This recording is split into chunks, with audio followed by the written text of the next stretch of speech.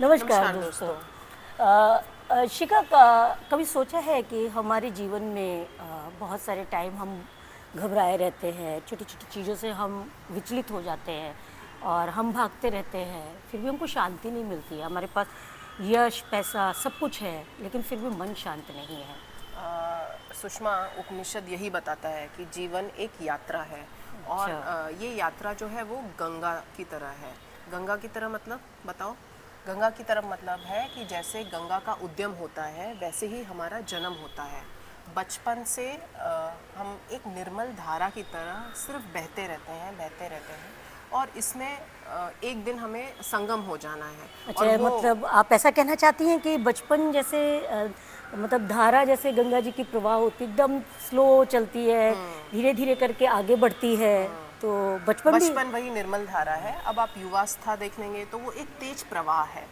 गृहस्थी में हम लोग की इतनी जिम्मेदारियां रहती हैं, जिम्मेदारियों का बोझ रहता है और अंत में शांति जो कि संगम हो जाता है। बिल्कुल बिल्कुल। तो तो वही संगम हमें ढूंढना है सुषमा। संगम तो किस में विलीन होना है आपको हमको। क्या लगता है फिर अंत में क्या होता है?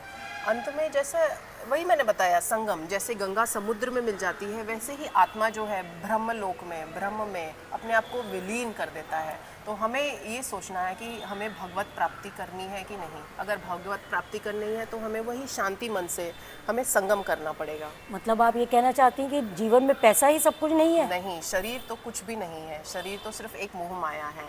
हमारी आत्मा ही सब कुछ है, वही अमर है। हमारी बॉडी जो है, इसको जो बॉडी बोलते हैं वो तो एक नश्वर है। वो तो कल न कल सबको ऊपर जाना है, वो तो तो लिखा ही हुआ है।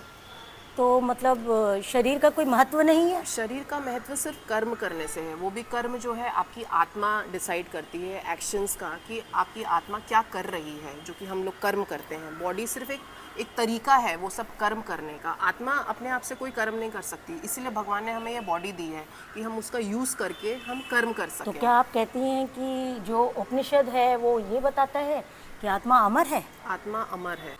लेकिन फिर हम दुखी क्यों रहते हैं? दुखी, ये जीवन का सार है।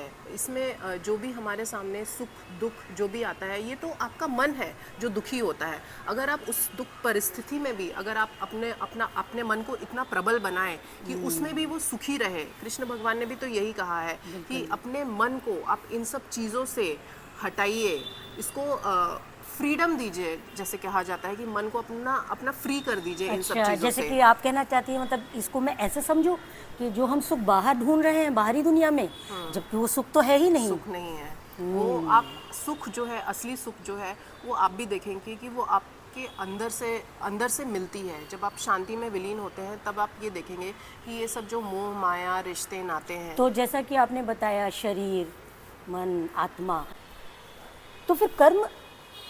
कर्म से नहीं, कर्म के अज्ञान से बंधन है। ज्ञान हो अच्छा। तो कर्म भी मुक्ति का मार्ग बन जाता है। मृत्यु का डर तो सबको लगता है, लेकिन अगर आपने बिल्कुल सही बिल्कुल। कर्म किया है तो आप, वो मृत्यु तो सबको पता है कि वो आनी ही आनी है।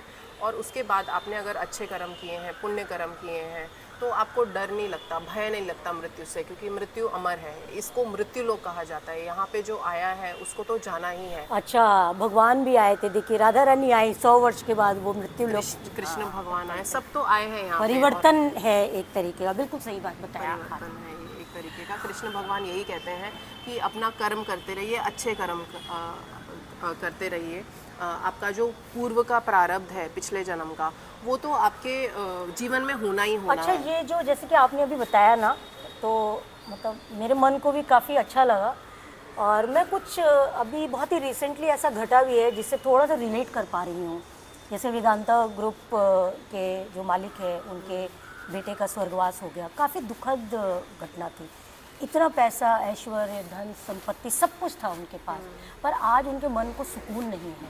और आज वो अपने मन के सुकून के लिए इतना परेशान है, इतना अंदर से, मतलब उन्होंने कई जगह पे ऐसा बताया गया, अपनी काफ़ी संपत्ति भी उन्होंने डोनेट कर दी। इससे साफ पता चलता है ना कि धन, पैसा, ऐश्वर्य हमको मन की शांति नहीं दिला प्रदान कर सकते। अगर आप स्टीव जॉब्स भी देखेंगे, स्टीव जॉब्स जिनको पैनक्रियाटिक कैंसर हुआ था, उन्होंने अपने अंतिम क्षणों में ये बोला था कि अंतिम क्षण में आपको ये नहीं याद रहता कि आपने कितना पैसा कमाया है, कि ये सब कुछ याद नहीं रहता है आपको। आप सिर्फ वो लम्हे सोचते रहते हो जो आपने अपने फैमिली, रिश्ते नाते, इन लोगों के साथ महसूस किया है, इन लोगों के साथ टाइम स्पेंड किया है। इसीलिए बोलते हैं ना कि धन के पीछे इतना मत भागो, अपनी फैमिली पे भी थोड़ा ध्यान दो। ये सब जो थोड़े हम लोग के रिश्ते हैं आजू बाजू, यही एक्चुअली असली जो है हम लोग के रिश्ते हैं जिनको हमें निभाना चाहिए। पैसों के पीछे भाग के क्या होगा। तो उपनिषद गंगा कहती है जीवन को समझो और आत्मा को जानो और सत्य में विलीन हो जाओ। नमस्कार, मैं सुषमा और मैं शिखा। लाते रहेंगे आपके लिए ऐसी ही कुछ अच्छी मनोरंजक कहानियाँ और तथ्य। और हमें लाइक कीजिए बिल्कुल। और सब्सक्राइब कीजिए। धन्यवाद। धन्यवाद।